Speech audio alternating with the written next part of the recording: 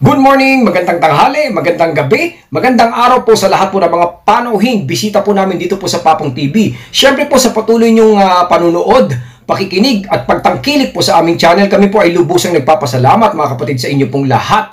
At siyempre po kung bago po kayo sa ating channel, huwag niyo pong kalimutan mag-subscribe.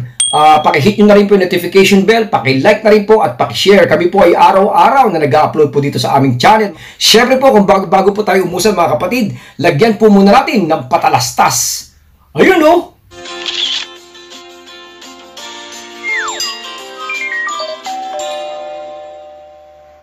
Isa na naman pong makabuluhan na paksa ang ating pong tatalakayin ngayon. Siyempre, it's about relationship since na napakarami po kasing nagre-request, nanonood sa atin at umaatin po ng mga live na humihingi po ng tulong, dumadaing. At siyempre, bilang si Papong TV, naranasan din po natin yan many times before na tayo po ay na-frustrate din, tayo po ay na-reject din. Kaya nga po naisip natin na buksan at gawin po nating support system tong channel na Papong TV para naman po sa mga nangangailangan mga kapatid. Ang pag-uusapan po natin ngayon na isang maselang paksa kung saan nararanasan po sa buong mundo ng ating pong mga kasamahan. Ito po ay yung tungkol sa rebound relationship. Alam na naman po natin in reality na ang rebound relationship ay napakasaklap because it complicates our chances of getting back sa ating ex. Simple definition po nito mga kapatid. Eto, at di ka na nga magkanda-ugaga, magkandara pa, hindi nyo na alam ang gagawin. Sisingitan pa po tayo ng isang rebound relationship. Or let's say for example, isang tao nga napapasok din sa ating relasyon, napakahirap po mga kapatid. Although, rebound relationship, alam na naman po natin yan. Meron po siyang reputasyon na di siya nagsasucceed. And sabi nga po ng mga expert, medyo unhealthy daw po ang isang rebound relationship. Marami po siyang sablay and most of the time, talagang hindi po siya talaga kanais-nais. Kahit naman sinong nasa posisyon na gano'n, hindi niyo po gugustuhin na kayo po ay parang panakikbutas. Yun po kasi yung parang simple definition po ng isang rebound relationship.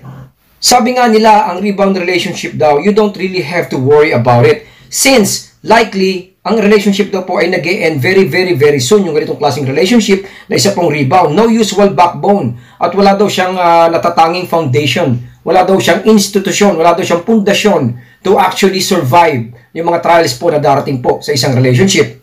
Okay na okay. Alam niyo po yung mga binabagit po natin dito sa Papong TV, yung mga pinag-uusapan po natin about rebound relationship na hindi po yan magsasucceed, hindi tatagal, talagang sooner or later yan po ay magwawakas, yung mga bagay na yun. So bilang ex-boyfriend po niya or let's say ex-girlfriend, napakasarap mong pakinggan, but the solid reality is, it's still a painful part at hindi pa rin siya ganun kadali. Siyempre masakit pa rin po na tayo po ay makakabalita po ng isang rebound relationship. And syempre po, paanong hindi ka magpapanik? Kung halimbawa naman, iniisip natin na baka may ginagawa na silang iba, alam niyo, magkasama sila every day off. Mga kapatid, napakahirap pong tanggapin yan. Kahit po hanggang ngayon, kumbaga maririnig ko lang po siya, hindi ko po siya ma-accept. Kumbaga parang napakasakit.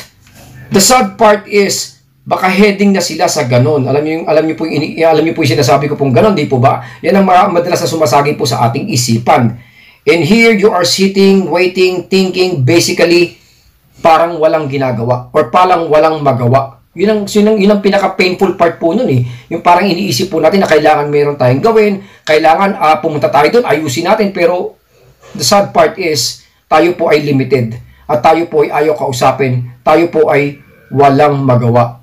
Paano ba talaga ang tamang approach?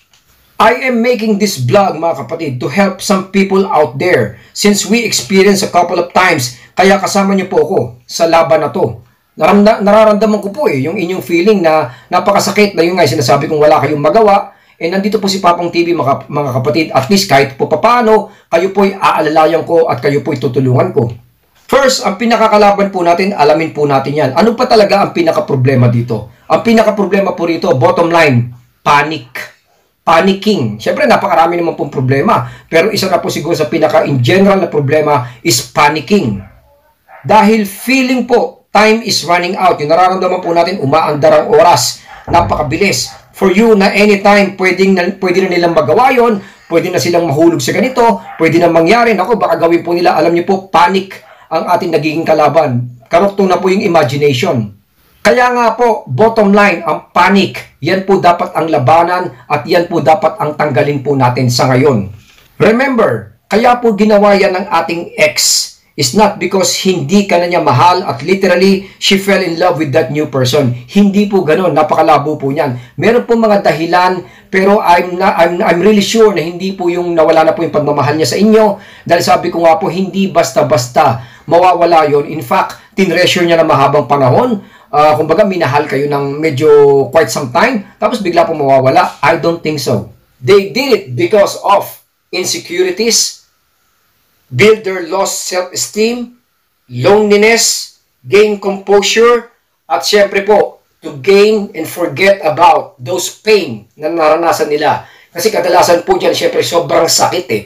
Alam niyo po yung the easiest way na para makatakas po sa mga ganyan pong klaseng problema is another rebound relationship. Kaya nga po tawag po dyan, alias po niyan, panakip butas.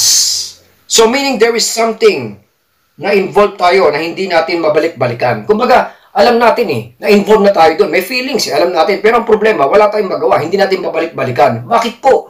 Sabi ko nga, there is something na parang nawala. Ngayon, may nakikita siya rin sa bago na yon na hindi niya nakikita sa atin. Feelings. Sabi ko nga po, hindi po pwedeng feelings dahil hindi po yan kaagad-agad nawawala. Hindi po nabubura. Yan po ay nasa loob at nararamdaman pa rin po ng ating ex. Hindi po yan.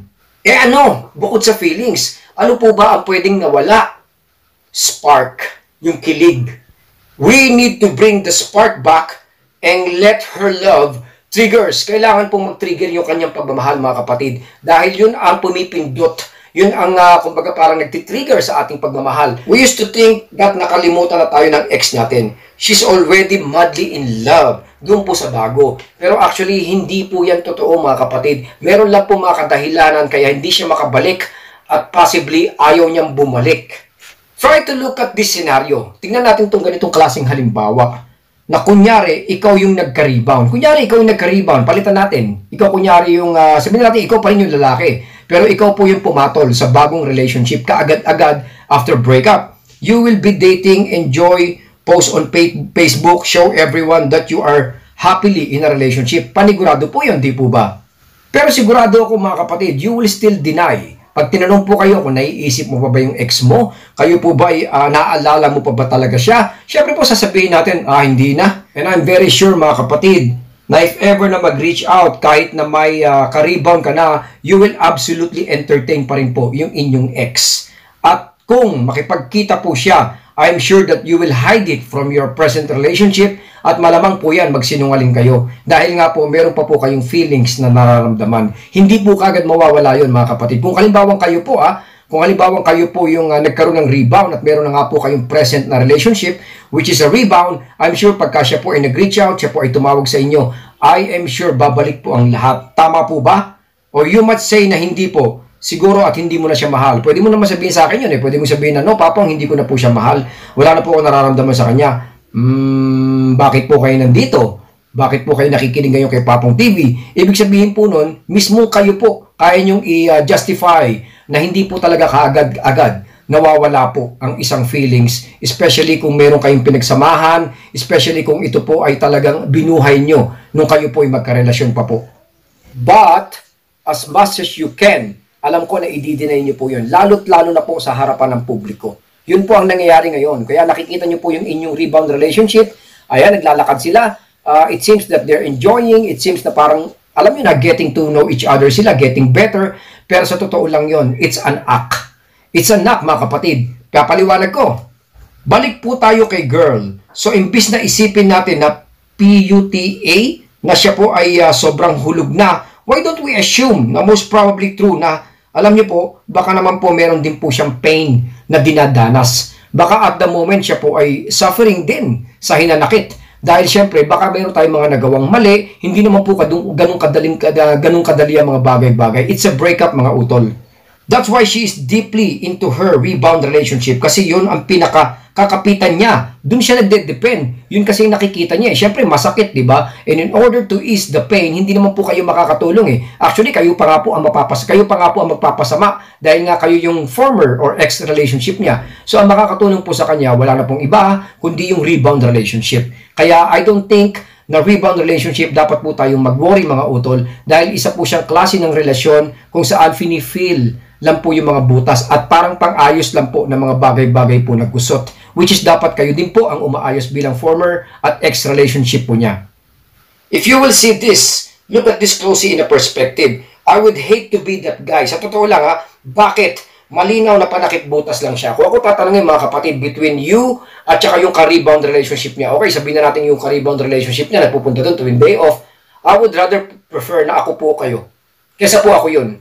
Dahil sa totoo lang, yun din po ang kawawa sa bandang huli. Girl lang po, yung babae lang po nakakaalam Pero sa totoo lang, yung sa inyo po, kaya pa pong ayusin yan. Kahit po sabihin na natin siya po ay nakita nyo sa bagong guy ngayon, na may bagong kadate, may bagong kinakasama, or let's say may bagong relationship, kayo pa rin po ang punot dulo ng lahat. Kapatid, for everyone's information, here are the top reason kung bakit po nila ginawa. Ito po isinulat ko para lang po maintindihan natin kung ano po yung mga naging tamang dahilan para po malinaw sa atin. Kasi nga po, kasama din yan Kasama din yan. It's either parang biniblame natin yung sarili natin, napakarami nating kuro-kuro, napakarami nating iniisip, at ina-analyze natin mabuti. Alamin po natin para po malinawan po tayo. And it's not because she doesn't love you, tandaan po natin anymore. Take a look at this. Baka naman po, nasa atin po ang problema, mga utol. A, she was badly hurt. Ayan na nga ba sinasabi ko ito yung pinaka number one reason talaga Baka naman po natin siya nasaktan. Baka naman po siya ay sobrang nagsasuffer ng kasalukuyan po sa inyong breakup o sa pinagsamahan din po natin. Maybe you were so in control nung kayo pa, Isipin din po natin, nasaktan mo siya ng lubusan. Tandaan po natin, most girls na nasa rebound relationship is like a logical solution po kasi ang tingin nila para po makalimot sa sakit. B, make you jealous. Baka naman po kayo pinagseselos, mga utol. Dahil sabi ko nga po, baka yung itinakbo nyo bilang kayo is hindi naging maganda at the end.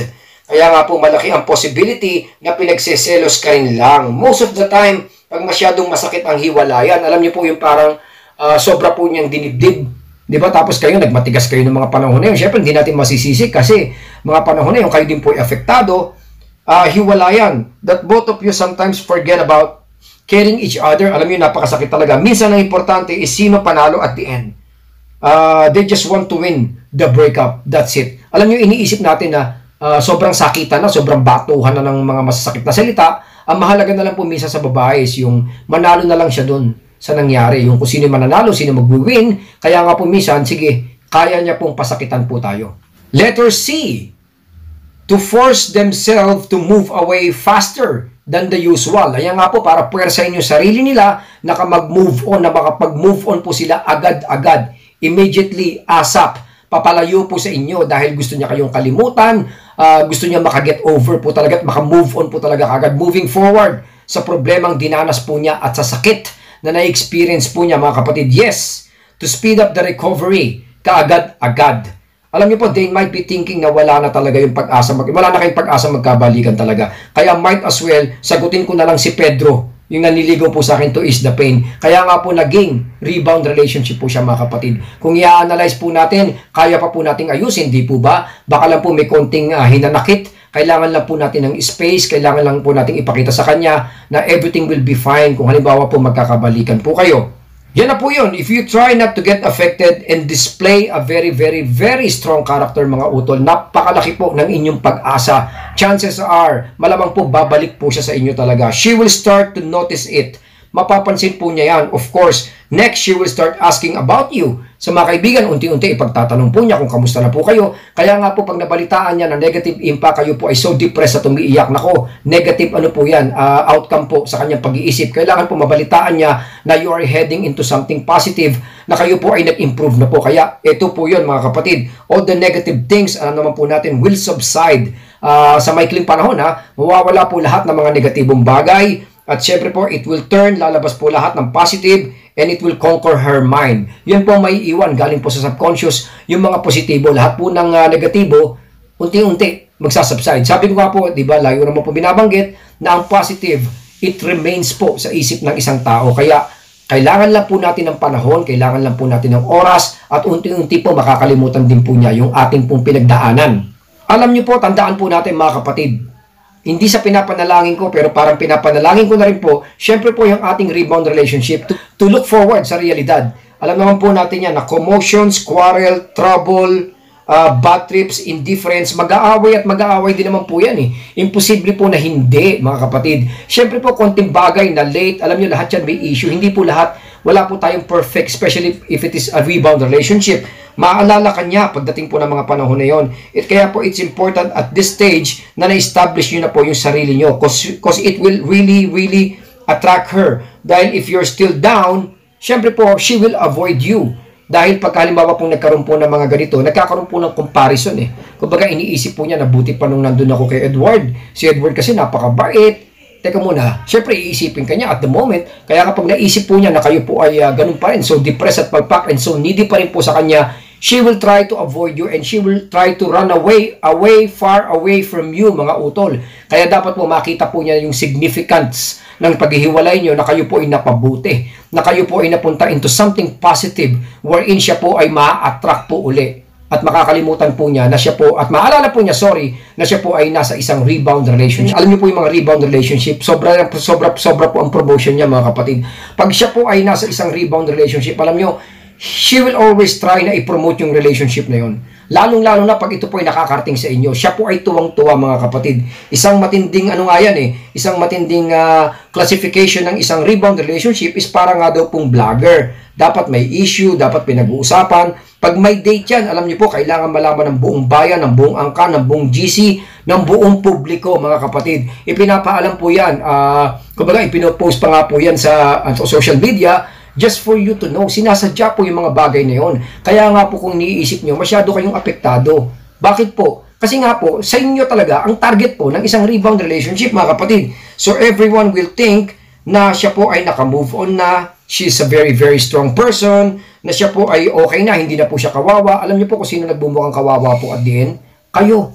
Dahil kayo po ang pinatatamaan. Then sasabihin niyo pa po sa madla na kayo po ay kawawang kawawa, you really want her very badly. Lalo na pong lumiliit po at lalo pong natutuwa yung ka-rebound at yung babae, yung ex nyo po sa inyo. Para in the future, ikaw yung feeling sorry at kawawa. Kaya nga po, it's important na stay cool dahil lahat ng gagawin mo will be used against you. Kaya nga kapatid, establish your self-esteem, new self right away if you want to get her back. Kung gusto nyo po siyang kunin kaagad, kailangan ayusin nyo po kaagad immediately ang inyong sarili. Huwag po tayong lumangoy sa putikan dahil lalo lang pong matutuwa at lalo lang pong tatalunin tayo ng sitwasyon.